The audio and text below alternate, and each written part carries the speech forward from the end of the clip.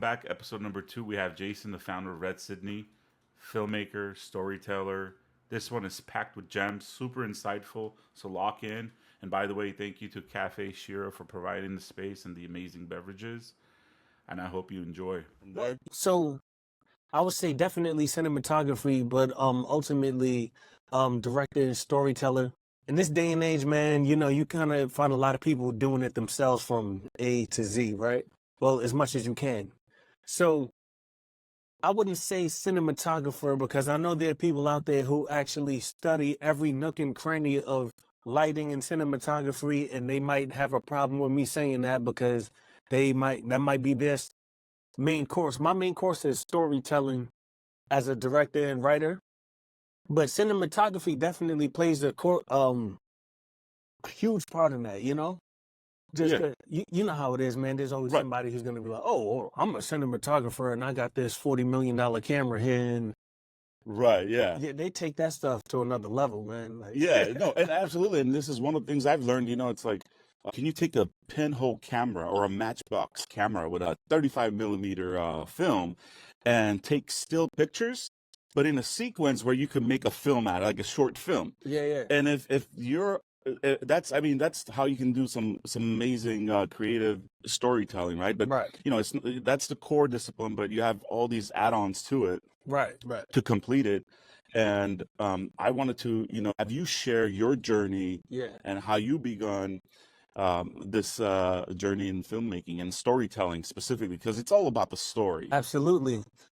My first time holding a camera was, my first time filming something and actually taking it serious, holding the camera in that aspect, I want to say had to been 2003. I was 13 years old. My neighbor across the street, that's my best friend till this day, my boy James, Eddie Charles as I call him.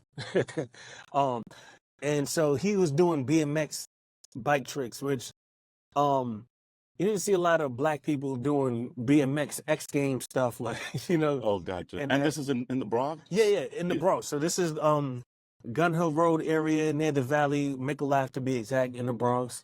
My neighbor across the street, he was doing these bike trips, you know. I mean, he was cool. You know, he was real cool at the time with it. And so his mom had a camera. I think it was shot on mini DV. For those who don't know, mini DV is the old school tapes where it was like a high quality Yeah, tape. yeah, You remember? exactly, yeah. So I'm filming him as he's jumping off ramps, tail whipping, all that good stuff, you know. Maybe went to the skate park a few times, and I just really enjoyed that. One of my boys down the block, or I can't remember who exactly it was, said, "Look, we need to shoot a movie." And I didn't think I was ready to take on that task. But then I was like, all right, you know what? Let's do it. Let's shoot this movie. And we just started creating movies without a script. And that's pretty much how I got into the storytelling of it. But that was later because first I had to get a camera. Something in me told me for my birthday, 2003, to ask my parents for a camera for my birthday and Christmas. They were expensive back then. I had to, like, my birthday, by the way, is the day before Christmas. So I Gotcha. just, So it's a perfect time. yeah, because usually I would double up on the gifts. But from that year and the year after, I would just ask for like a really big gift and just lump it into both. So got the camera. It was a Sony Handycam. For anyone who knows that, those are the first mini DVD cameras. You would be Right. filming on a DVD. Oh, that's right. The discs. Yeah. Right. That was cool. Yeah. So that's when we started doing the movies. I would take them to school, show people. My dad was very instrumental in all of that because he used to do the artwork for the movies. He was working at an advertisement agency, so he knew how to do graphic design. We go to Costco, print out a whole stack of DVDs. He would do the artwork, print those out. I would say once a month. We'd choose one Sunday a month and just like stacking the DVD things, putting them together, handing them out. So that's pretty much how I got into the storytelling aspect of it. And so, like, it's no script. Are you using any sort of notes or flashcards or? No, man. Back then, it used to just be, all right, look, you know what? We're gonna do a scene where this person robs that person, right? And it was so crazy that Just I had my man Andrew out there. Went to the grocery store, the corner store, get these brown bags. fill them up with air. We had a prop gun. Somebody shoots it, well, somebody holds it up. We had somebody in the background just popping them right on point. Oh, gotcha. That's how crazy it was. We weren't even doing sound effects and nothing like that. We were just, the whole movie was shot and edited right then and there. It's honestly, it was funny as hell, right? Because the expectation was that every shot I'm going to get it right. Because my thing was, before then, I didn't even have anything to edit with. So it was kind of like, you see nowadays you're on TikTok or whatever, Instagram. Whatever Reels. platform it is, yeah. Right. So you know how if you want to make a reel right now, you're not going to go home and edit it. You'll record for 5 seconds, then you get a close-up of this cup, a close-up of that cup, close-up of this book. Right. And then you watch it back, and that's your edit, and then you post it. Yeah. That was my approach in 2003 on the DVDs. It was just, I'm going to film you saying one word, and I'm going to cut it. If you mess up, I'm going to go in there, delete it, you do it again. Oh, you got it right? That made the cut. That's the one, yeah. You talk, and I made the cut. The goal was, at the end of everything, you play the DVD, and everything makes sense without having to edit it. It would be this person speaking, you're speaking, this happens, and then the whole thing is just on that DVD. That was my aim.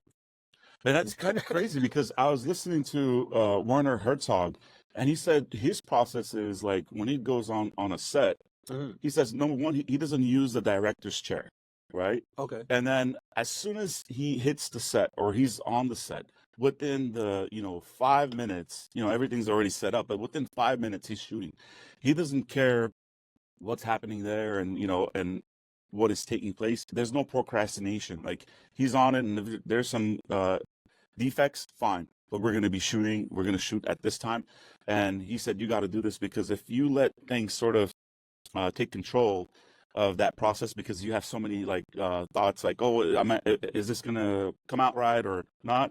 It's just going to hinder the entire thing, bro. And not, Oh, not even to cut you, but that thinking right there. Who'd you say that was? Werner Herzog. He's a German. He's a German filmmaker, and he has a lot of films that he made just with two people. Respect that. I respect that so much because I went to film school. I went to Full Sail University. Amazing experience for sure. But I will say this, right? It's just like any other school. They teach you how to be cookie cutter, and there's a whole bunch of these rules that maybe at one point it used to have to be that way because the lack of technology where you need a bunch of people in one room and this person has to prove that thing and this and that. It's chaotic. Nowadays, it does not have to be that way, but people have pride issues. They feel like if there's not a bunch of people on their set, it's not big enough. I'm not doing it big. If you look at my BTS and you don't see 20 people standing here and one person with a clipboard over here, you're not thinking big enough. And that shit is what kills so many dreams when you could just get your stuff, go out there and shoot it, bro. And yeah, lighting is important. It is. It's definitely important, 100%. Right. But perfection being the enemy of good is not productive for anyone. And I've never been one of those guys that needed 20 people on set to make it feel like an experience. And he spoke about that. Really? I paid close attention to that because he said, look, I go on a set, and he's talking to the aspiring filmmaker, right? The director, storyteller. And he's like, hey, listen, when I go on a set and there's about 250 people and we start, filming, about 75% of them are on their phones, texting, doing nothing. Right. And it's like, if you're doing nothing, you don't need to be there. So when you see that type of environment where there's a lot of people, just know that 75% or more are not really doing or contributing anything to the set. And so he's like, I reduce. If I could reduce it to 2 people to film anything, I'll reduce it to 2 people because more, less is more for him. Right. And that's how it's this very creative thought process, contrary to popular belief that you have to have this sort of all these things around, for you to sort of have social proof. Bro, but at the end of the day, it's about what comes out all of this, right? Nowadays, we're in an attention economy where people care more about the behind the scenes than the actual product. And I get it because when you post, I put it like this, right? If I post behind the scenes on the film and it looks like I'm doing something epic, I get a bunch of engagement, right? When the actual film comes out, there's engagement from people who are actually into that. And I think it comes down to psychologically, everyone can kind of resonate with the any kind of grind. So when they see you creating something, everyone can relate to that because it's work. When the product comes out, it doesn't get as much attention as As the the build up yeah, on Instagram, TikTok, gotcha. YouTube in this day and age, right? But at the end of the day, what are we doing it for? Are we doing it for likes? Or are we doing this to actually build your own career and make money? Because a lot of times money and likes are two completely different places, bro. I'll be honest with you. Absolutely. Just going back, you got the camera for your Yeah, yeah. for a present, Uh, and then the rest is history because you just started out, basically filming and producing. Your father was helping you out with the graphics, yeah. and then just how were you sharing that? And I'll go back to the point that you were making because that's a very Oh, yeah, important yeah, for point. sure. Yeah. But I wanted to kind of how did you what were the next steps as far as like distribution goes? Because at that, Well, before I just want to say sure, one sure, thing, right? Because this is my first time on the podcast speaking this deeply, right? right. So before anybody gets any kind of way, let me just shout out everybody on Mickle Avenue who is a part of this movement. I definitely could not have done this alone. So shout out to everybody, my man, James, Delano, Leon, my boy Stifler, Marcel, everybody on the block. I appreciate you, Sean, Don, Clive, Rico. If I left out any names, I apologize. Nick Frost. Yeah, my bad. I No. Cat Fetty. Oh, you paying Yeah, I gotta pay homage. forward? Yeah, Yeah, for sure. because Yeah. honestly, without these guys, I wouldn't have been doing any of this stuff, man. Because I had no actors. I didn't know where to get actors from. I'm 14 years old, 15 years old. But with that being said, man, so we're doing these films, putting them on DVDs. I give some to James, or as we know him, Bobo. So I give Bobo maybe 20. He takes it to, Lehman High School. I'm taking my stuff to Truman High School, passing them out. And honestly, it was a very simple time where, and obviously technology wasn't as big as what it was. The satisfaction was you pass them out on a Friday. People go home over the weekend. On Monday, you come to school. And People dapping you up. Yo, that shit was funny as hell. Oh man, bro, I'm waiting for the next one. When's the next one coming up? That was instant gratification right there. yeah, Satisfaction that just kept us going and going. So that's how we pretty much built that. yeah. And you weren't doing it for the money; you were doing it because of your passion, and that's the key. It's like, how do you differentiate between people, those that do it for the love of it and enjoy the hell out of it, and then those that are just like, money is an important factor. This is the world we live in. We all need to make money. Yeah. But when you're doing what you love doing and making money at the same time, it's like, man, it can't get Yeah, I mean, better than that. we were also rapping back then, but like everybody rapped. Everybody rapped back then. Even till this day, everybody was rapping. Nowadays, you have more independent filmmakers due to the technology and availability. But in 2003, when I tell you there was hardly anybody shooting movies on their block in the neighborhood on that level, I'm not saying we were the only ones, but that shit was very rare at that age.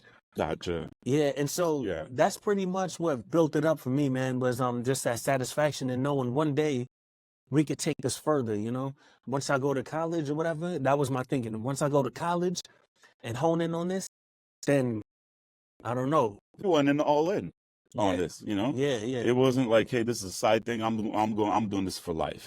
Right. And I think that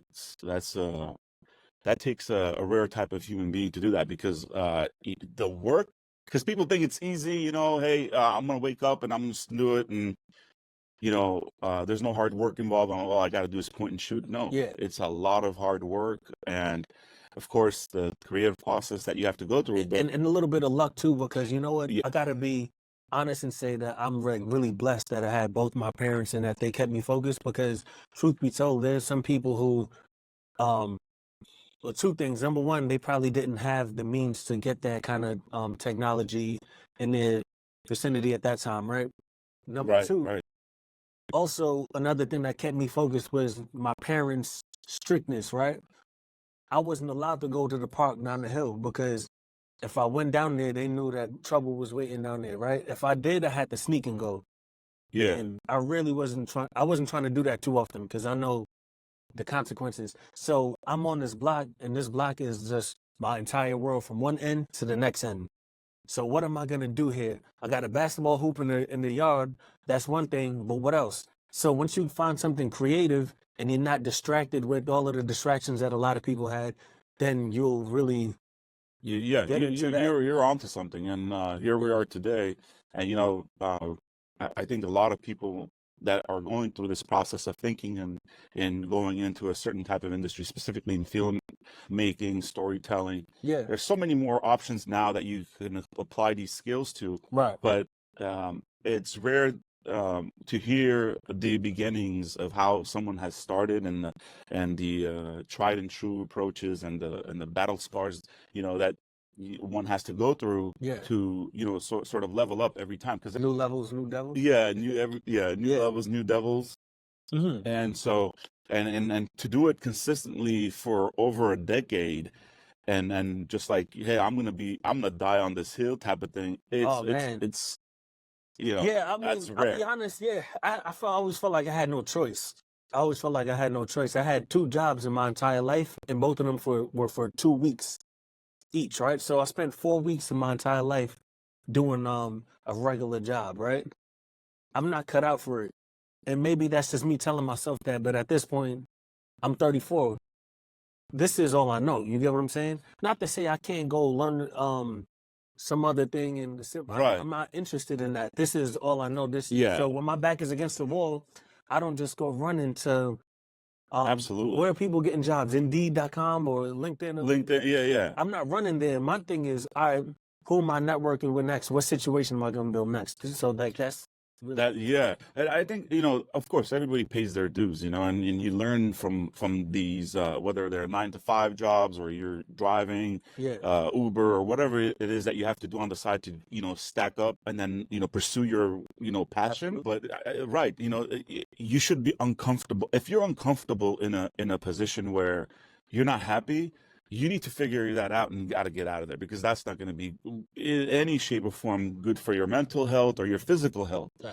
And yeah, so like that's I would say anybody that's starting out, I mean, he's is giving out free game right here, and if going back to the point that you were making, that people are like sort of not really passionate and they're chasing money, and I see what you're doing different is, and I'll give you an example of another filmmaker who did this in the early stages of, I think it was in the 80s, I'm not sure exactly, but I see the techniques that you use when you're filming, right? Yeah. In all the different projects, especially I think it's the Carolina Blue, Yeah. right? And so I see the techniques, and I'm not a filmmaker, but because I had, I taken these classes, I could detect these things, and Yeah. like how you were able to sort of showcase or like show this journey of this girl that's walking from a retail store to her car, and made it seem like it was a You're short. talking about the one we just dropped. Yeah.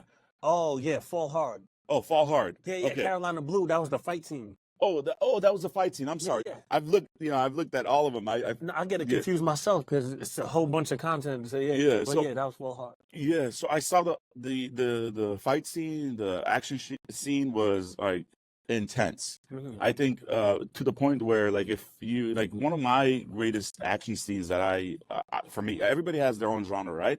But if you look at the movie Crow, Mhm. where, I don't know if you've seen the movie Crow, Brandon Lee on, it's there's a scene, I don't want to really give too much out, if you watch the movie, you'll Nice. see. Yeah. Okay. It's an amazing thing, but that kind of gave me that sort of flashback of that intense environment where, like, you're really ducking, thinking that you're in danger too. Yeah, man. Yeah, It feels like that when you're handheld right behind somebody's shoulder and they're swinging crazy. yeah. No, I mean, and then the basic stuff where, like, somebody's walking from a retail shop to their car, and you made that short, really a few second clip feel like it was like a 20-minute walk without filming 20 minutes. Oh, I would say that's probably due to the actress' emotion, right? Because you see her walking, she looks so distraught that it's like something dreadful just happened. Would you say that? Yeah, but you also, like, how you went from one scene, and then while she was walking behind, you captured her while she was walking in from the behind of the vehicle through the tinted window, and she came to the driver's seat. Yeah. And it just, for me, it takes not everybody can do that, because you gave me the illusion she's been walking for a while to her car. Oh, It wasn't like okay. like I see what you're It saying. was just natural Yeah, without 10 minutes yeah, of walk. yeah, yeah. You did it within 10 seconds. That Yeah. acting is so crucial because that girl, she was amazing in terms of how she displayed that emotion. And I think just her doing the dreadful walk made it feel like that. Like she's been walking forever, even though she just came out the store. But going back to the money, the chasing money part, Yes. which I see, going back to saying, hey, you're producing your own films. Hmm. And this person by the name, filmmaker by the name Robert Rodriguez, Yes. you heard of him? Yeah, from Dust Till Dawn, I'm not, Sin City, okay. and some other stuff. I don't, I know maybe, I don't know about those films, but he did the El Mariachi. Okay. And then El Mariachi was his passion project, and he spent $7,000. Oh, really? Yeah. Wait, this is before? I think it's Before he was famous? he was how old was he? 23 years old. Okay, got it. Yeah. A lot of people will say, hey, I'm gonna go and knock on these people's doors and see what kind of projects they have, what budgets they have, and I'll go shoot their passion project. Yeah. But you're out and doing you're working on your passion projects, right? Right. And so what Robert Rodriguez did is spent $7,000 at the age of 23, made a movie called El Mariachi, and shortly after, they approached him and said, hey, we got to do a sequel, and we're going to call it Desperado. Okay. And Desperado became one of the, Antonio Banderas, Selma Hayek, Hmm. great a movie. Yeah. I knew that was like one of the films that I've probably watched several times. So it sort of shows you people who are, hey, I'm going to do my content, and I'm going to, I'm going to attract whoever wants to do a sequel versus, what do you think about that? Majority of, if you would say, out of the 100% of the people, what percentage of the people are more like, hey, sitting and waiting for an opportunity versus the people that are out there just creating and not really like And- risking it all? In type of terms of thing? filmmakers? Yeah. Or you mean just in terms of everything? No, filmmakers. In filmmakers, how many people are going out there and making it happen? Without waiting for somebody to, like the opportunity to come to them. They're just like creating their opportunity versus the people that are just, joining unions or I say like 95% of people are just focusing on the things that matter but don't matter as much. So to answer your question, I'll say 5% of people are out there actually pushing forward with it. But I mean, it's kind of tricky because film itself, it can be profitable, right? But if you want to do this independently and make money off of this and feed yourself, you virtually got to just start a YouTube channel or some kind of online ad revenue thing, which is not easy to do. So I can see why most people probably just, they do, I guess, what they can.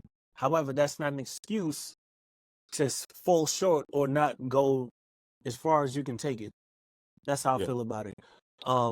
If you can, I don't have, I mean, right now you and I spoke about Right. building my channel, but Right. I'm still in the process of that. So me making money off of Excuse me. now you good. Me making money off of a film is something that's more so in the realms of someone calling me to DP this or edit that. Or there's been plenty of times where people paid me to shoot and direct something, whatever the case is. But you also got to be business minded too. So you also got to have, like me personally, I feed myself good in the architectural realm, doing architectural commercial stuff. We could talk about that a little bit later. Yeah. But I understand why people probably can't go as hard as they want to. But if you decide that this is something that you really want to do, you gotta go harder than what people are doing nowadays, man. You got people out here spending $50K on a camera, and then maybe they shoot a project here, shoot there, and then what? Yeah. You I got a got liability. this You got a $50,000 liability. liability. I got this big liability, and I need somebody to call me and give me money. And another thing that's the reason why people aren't going as hard, it's this film festival culture where people believe that the golden key to your future is in a film festival, and it's not. Not to say it can't happen, but if you do the statistics on that, right, they could only be out of, like, let's say there's a big film festival, Sundance or South by Hands. Southwest, Yeah. Cannes. Yeah. How many people submit? How many people get in? How many people are going to stand out? How many people are going to win an award? If that's what you're betting on, That's cool, but you also got to think about just building a name for yourself, you know? Absolutely. Yeah, you got to position yourself, and I think submitting your film is one of the as a person in my position in my discipline, I look at it from how do you position yourself as whoever you are Yeah. by nature, and a lot of people they're lost with the stuff that really doesn't matter, like you said. And yeah, there's like 5 to 7 different festivals that you could submit to, one in Canada, one in Europe. But I think there's a way of submitting it, because you have to understand who's looking at these films, what the culture is, and are they looking, because if it's in France, they have, if you're an international film, and they look at all of these things, and then I guess if you basically saying, like, if you know the formula, what they're looking at, your Yeah. success rate is it's tremendously higher to get a recognition. Yeah. But even if they don't recognize you, the fact that you've submitting a film for whatever the festival, film festival, that's gonna review it, that within itself is it warrants for a press release. Right. And so if you launch a press release, hey, this film title by so and so has been submitted to the Cannes Film Festival of Lions or whatever, and just a little synopsis and some information about the film. If you do that enough, it's going to be flooding the web, right? But you see, that's why you are who you are, because you're thinking smart now. Like, you're saying just by submitting it goes into your press release. Yeah, you could, even if it doesn't get in, just that you submitted and that they're reviewing it, Uh-huh. that you're actively out there and you know that these are the channels. And But you see, people aren't thinking that, right? They're submitting it just to be submitting it. Now, if you're thinking smart like that, where I'm going to submit this and use the press to go over here, then that's different, though. That's smart. yeah, So a lot of people are submitting and waiting on their hands and feet, like, oh my God, can they please just choose me so that I can start a career or something like that. yeah. And here's another free game in terms of like the advertising. Yeah, you could, like, if you're really about filmmaking and storytelling, people will know. Yeah. Journalists, and like you could approach Forbes, for example, and talk to their I guess writers who specialize in film, to do a feature, like not a main feature, but at least do some mentions and your link in that article about filmmaking. Right. When somebody searches you up, like if you're gonna do a big $200 million movie, and they're looking for some great talent, because guess what? Nowadays, it's not like people are looking. They're looking for talent on YouTube, on SoundCloud. People that have, whether they have formal or not formal, self-taught type of, and both hybrid, right? Yeah. They're looking for that because as you can see, I mean, I have Virgil's book here. Yeah. And Virgil, he started, he didn't wait for somebody to hire him. He started building out his portfolio by buying a polo hoodie and putting Pyrex, his logo, on that hoodie. And, buying a polo hoodie for, like, I think it was like, during that time was like $50, and selling it for $750 Yeah. and it would sell out. Right. So, it's that same thing, is that they're looking for it. And so if you position yourself on the web specifically, they will take notice. But people that are not doing that, you're not going to be noticed. So if it's like one of those things, if you're not going to promote, and I was looking at one of these quotes where you got to promote the idea. I understand, like, I myself, when I was thinking about the podcast, I didn't want to do self-promotion. But I was like, that's how I had been sort of incognito. Most people say you're incognito. You're doing some great things. Yeah. You're incognito. I'm like, okay, so I got to talk about it. And I'll talk to other people and who are doing great things. Yeah. And, they get visibility as well. And it's a win-win for everyone, because it's like free game. Anywhere, you would have to pay someone for the free game, the information, the journey that you're sharing, $5,000 plus. And if it's an annual basis, and people charge $100,000 to $250,000 for mentorship and coaching in your field. Yeah. So this is amazing that you're paying forward of what you've learned, and it inspired me. Yes, it's not perfect. I definitely don't have all the answers, but all I can say is what I've experienced. That's what I can talk about, and other people who I see who are also doing their thing and how they're going about things. Absolutely. Let's switch gears and talk about the technical and the creative process that you have. Yes, sir. If you could elaborate.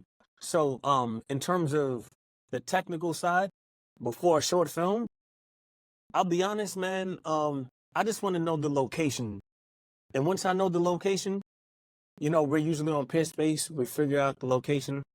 I already know my gear that I'm using. It doesn't change. It's the same Sony DSLR.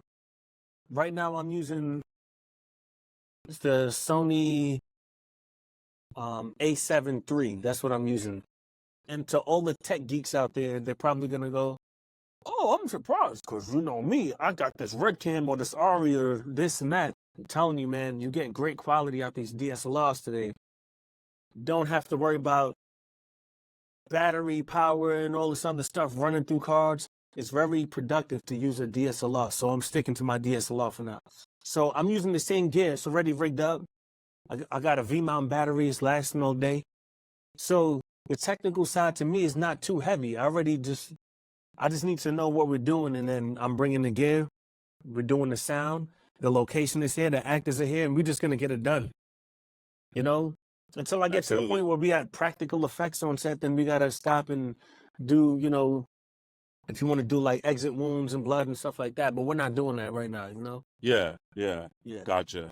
So, and then, obviously, like you said, you don't have to have this crazy $50,000 technical gear to accomplish what you're trying to do. Fact. And it's the Sony's working. I'm in between this, right? You have extremists, and then you have extremists on the other side, right? The extremists on the bottom side, well, not the bottom, but I'm gonna say the extremists on this side would be somebody like Gary Vee, who says everything is just simple. Dude, you can literally get a fucking iPhone. You can get an iPhone and shoot a whole movie. And technically you can. I don't recommend that, right? Right. That's why I'm not going to go that extreme. But at the same time, I do think it's also extreme when people force the, unless you're doing it for Netflix or whatever, you're doing something that you want to submit there, then I'm not knocking you. But if you're doing it for online content, having to get a camera that costs an Audi is kind of extreme to me too. So yeah, I'm in the middle with the DSLR. Be like in the creative process, right? Mhm. What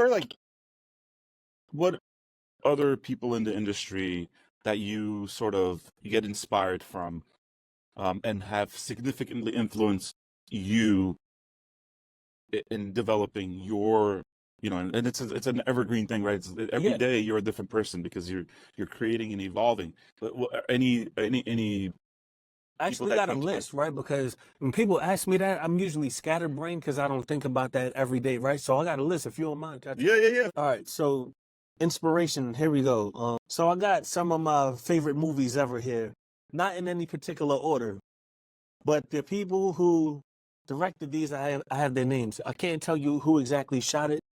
It's on IMDb, but I'll just tell you. Training Day, directed by F. Gary Gray. Inspiration.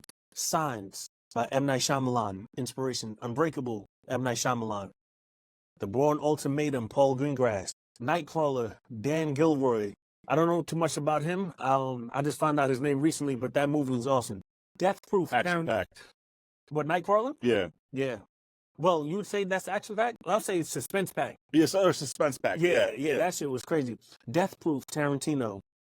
Okay. And I know that's not everyone's favorite Tarantino film, but it is for me, personally. Gotcha. A Quiet Place, John Krasinski. Okay. Random as fuck, right? Yeah. But he did it. I said his name right? Yeah. Okay. Mystic River, Clint Eastwood. Gotcha. All right. So, Training Day. I mean, I could talk about any one of these films, but I'll just talk about... Training Day is definitely one of my favorites. Yeah. Yeah, I mean, see, now that... It's L.A., it's Denzel. Right. L.A., Denzel, suspense. It's grounded. I love grounded films, bro. I love grounded films. The Nolan stuff is great for that. But me personally, I resonate with Training Day more than I would ever resonate with, Tenet or Inception or anything like that. Gotcha. Those are great. But a movie like Training Day, I watch over and over. Mystic River too. Yeah, like Training Day reminds me back of this movie that I grew up, during my time in the 90s, was called Blood In, Blood Out. Okay. and one of the actors, one of the villains in Training Day, Hmm. it was on that movie, Blood In, Blood Out. Oh, really? Gang, and Yeah. and he was the leader. One of the solo. One of the leaders, yeah, that he gets to like go up against at the end, Yeah, yeah. and that's how he's in the middle of the So Blood In, Blood Out was intense, Check that out. yeah, and it was the L.A. But yeah, no, I mean, I can see the action packed film that you've had. There's influences from The Bourne Ultimatum.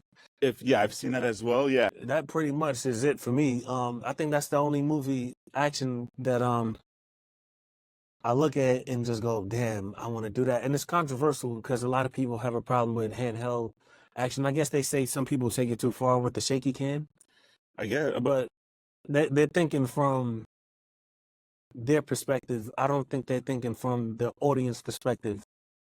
The audience perspective, a shaky cam in a quiet room with no music playing, and you can hear every time the blade misses you by an inch, and you can hear some pots when you get your head thrown into the kitchen. You can hear all of the intensity. I think Paul Greengrass mastered that on the Bourne Ultimatum.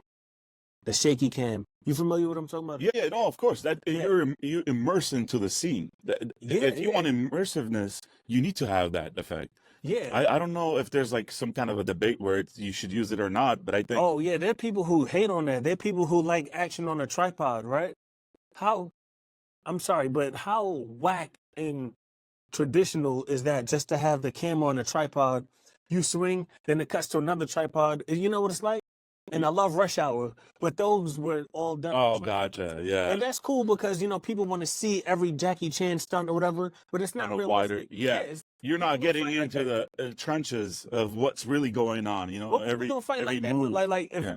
you see two people, I don't care what their training is. If you see two people across the street right now, they get into it. Nobody's running off the wall, turning around and kicking the next person on the floor. People don't fight like that. But Yeah. if you're into that, then you need the wide shot. Yeah. You need to get everything. Yeah. But if you want to get into a movie where you feel like somebody's literally about to die any second, I think Paul Greengrass kind of mastered that. Traction, the first one, particularly, they had scenes where the cameraman is running. They get into the car, and then the camera just goes handheld from outside the car in the car, right? And I was trying to figure out how the hell can somebody do that? Is That actually transition. Yeah. how you catch somebody running, and then they get into the car, and then the camera jumps into the car, but through the window, not just like the cameraman just sat next to you. I'm talking like you jump in, you close the door, then the camera goes in the window, and then comes out the other end of the car. And then you see the behind the scenes, they literally got 3 cameramen. One runs, the next one catches it, passes it to the next one like a hot potato, bro. Yeah. And I'm like, see, now that's fire, bro. How did it? Yeah. Without green screen and all that All other the shit. other stuff. Yeah. The CGI.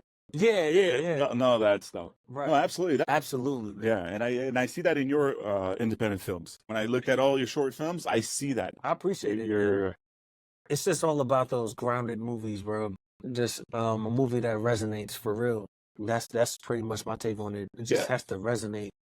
But I also do love action movies, but I love action movies because I'm a big fan of sound. At home I got this Bose soundbar. And I just love the way action sounds on it. So now I'm just watching action movies for that. But a movie like Training Day, Mystic River, Scarface, movies that are just grounded with real people, real human to human interactions, can't get enough of that, man. share some of the challenges that you have. Yeah, You're faced with on a daily basis as a filmmaker, storyteller. So when it comes to commercial gigs or advertisement marketing gigs, anything relating to filming for companies to help their advertisements, right? The hardest part is getting the right client or getting to the client so that you can even have that conversation. Once you do, I find that I tend to do pretty well once I get their attention. The problem is this, right? Let's say I'm going to shoot for, let's say there's a real estate investor, right? If he has an assistant at a desk who takes the calls, when you call, I swear to God, if I somehow manage to slip through the cracks and get the person directly, we're good. When it goes to the office, it's someone Shout out. I'm not saying everyone in the office feels this way, Right. but a lot of people in the office, they don't really have any kind of appreciation, sensitivity, or consideration for an ambitious person who's trying to get somewhere. Now, granted, I know cold calls, that's how they tend to get treated sometimes, right? But you'd be surprised how many of these guys are looking for someone to shoot their content. They just don't say it every day. When I call and I get to somebody in the office, the person in the office goes, yeah, okay, just send us an email. It's usually some passive BS that I gotta go The around. gatekeepers. Yeah, the gatekeepers, because to them, they just at work to collect the paycheck and go home. They don't even care about the job, so they don't care to help the person above them or the person under them. They Yeah. just care about themselves. That's Stagnant. Yeah, they're in yeah. a stagnant environment. They don't really. There's. Yeah, Yeah. I wish that the gatekeeping would stop, but it's not going to. So I have to find creative ways to, get in contact with people or just keep following up. I would say that's the hardest part in anything when it comes to anything regarding filmmaking or video production. Let's see what we got on this block right now. Anastasia, right? Across the street? Yep. Okay, so I believe they sell what, like makeup products and beauty I think it's a products? beauty products and they have procedures in there. Yeah, definitely. Right. I mean, let's say that's not, I don't know if that's a chain franchise thing or whatever, is it? No, it's actually, I believe, having clients in the beauty industry. I believe this is an actual person. It's a personal. If you're really good at something, really, and that was intuition was already sort of universally. I understood that if you're good at something, you just do it, and you attract. So it's like right now, I'm just creating and evolving, and I'm gonna attract uh, the type of client base and people that I want to work with based on these actions. And so what I did is there's a two-pronged approach. I basically started my own line of web properties, whether it's in the home services industry. I bought my own domains and did the custom web design landing pages, the whole funnel, right? Yeah. And then I'm running my own paid ads, my own search engine optimization process. It's generating leads. And then, you approach a company A and say, hey, look, Company A, here's 30 days of free, calls and leads from people that actually want your service. Yeah. No strings attached. Try it out. Yeah, I'm eating the cost. I'm taking 100% of the risk because I'm confident. I'm already putting up your own money for the ad. Yeah, and it's already generating. Yeah. So if it's a no-brainer for them, and if they don't, then some people will say, no, I don't. I don't need it. We got somebody. Cool. You just like that thing you showed me. Yeah. When somebody's offering gold, yeah, they don't want to take it because they can't believe that that's real gold. And if they don't want it, then at the end of the day, I'm not going to chase them. I'm not going to persuade them. I'm not going to influence them. It is what it is. The right people, you'll attract the right people. And with that said, that's sort of my approach. Okay. Yeah. Who's running to the show, man? Who's running the show? Because the people who are gatekeeping, the funny thing is, they don't even understand that they're hurting their own paycheck. Because if I'm here to do some advertisements, right, or videos that are advertising, you're doing advertising or you're doing marketing, right? If you grow that company, that person who's gatekeeping might get a raise. They might get somewhere. They might have a job for that much longer. Who knows? But when they're cutting out people who are trying to help the company, they're just sitting there like, okay, well, just another day in the office, and that's kind of whack, man. But yeah, to answer what you were saying though, so that's the biggest challenge in terms of the commercial gigs. So then, shifting gears, we can talk about work-life balance, personal life, family, kids. Absolutely. How's that sort of changed your world? Man, so when it comes to having a family and being an entrepreneur, and you got to be ambitious, and especially someone in my position where I'm not just shooting, but I'm also editing, and editing can be very, very tedious for anyone who doesn't know, but I'm sure everyone knows that, right? The biggest strength that I have is the ability to wake up early and get right to it, right? Editing, because see, let's say shooting it's not that time consuming. If I got to do a project, I got to drive to the project. Let's say I spend an hour going there, right? LA traffic, 30 minutes, whatever. I'm there for about an hour. Yeah. Or like 30 minutes, 45, whatever. I'm there. I shoot for an hour. I'm out of there. That's like 2 hours. It's the editing that also takes a long time. And even small things like dumping the footage and organizing the footage, because you can't just throw everything. Hours. Yeah, I mean, for me, dumping it is quick within once you get to editing and stuff like that. So in order to have a good work-life balance in my position, the best thing to do is get up early. My daughter's asleep. Business hours are not running for other companies. I'm editing, and then I'm out the house, ready to go do the shoot that I'm doing for that day. When I get back from that, I'm chilling the rest of the day or I'm making calls or whatever, but I have that time to do what I need to do in the afternoon, evening, or if I got to shoot in the evening, I wake up, get the stuff I need to have done, spend some time with the fam in the day, you know. And I mean, look, there are times where you're not always gonna, I'm just gonna say it, man, you're not always gonna have a work-life balance. There are gonna be times where, unfortunately, you gotta just tough it out for a couple of days, and when it's done, you're just gonna have to find ways to make it up. You know, if you're busy for like 3 days straight, maybe on the fourth day, take the family out. I really like to decompress, go for a walk Right. somewhere. My daughter's not even 2 yet. She's almost 2, but she's not 2 yet. There's not much I can do in terms of like a lot of stuff would be Right. difficult with a toddler, right? Right. Going to like a rooftop restaurant, I can do that, but she might make it a little bit difficult. What I really like to do is go go to the park and just get some fresh air, smell some grass, smell some flowers, man. Just like be in nature. Just decompress. Go to the mall, well, not the mall, the promenade. We go out there, you know, maybe get a hot chocolate, whatever. It's just let my daughter see some new things. In the mall, they got this little the climbing, the leaf climbing. I used to take when they were younger. I used to take them there too. Yeah, exactly. My boys, Take your boys there. Let my daughter run around there for a little bit. She can't do too much, but it was something new for her. You know, she likes to look into the water, see the fishes. You know, maybe a museum or something like that. But that's the things I like to do just to balance out for the hard work. You know? Yeah, absolutely. The thing is, it's like, also, I do have to shout out my amazing wife, because I'll be honest, man, she also plays a huge part in why I'm able to go out and get the work done, because she's, and you know, this might be controversial, but it is what it is, right? You have a lot of people nowadays who want to try to talk down on the stay-at-home moms or have something to say about women who know that they believe in their man to go out there and get it done. And my woman, if I ever question anything, she's always been there to support everything I'm doing. She's an awesome mother. She's home, even when it's very frustrating to be home with a toddler all day.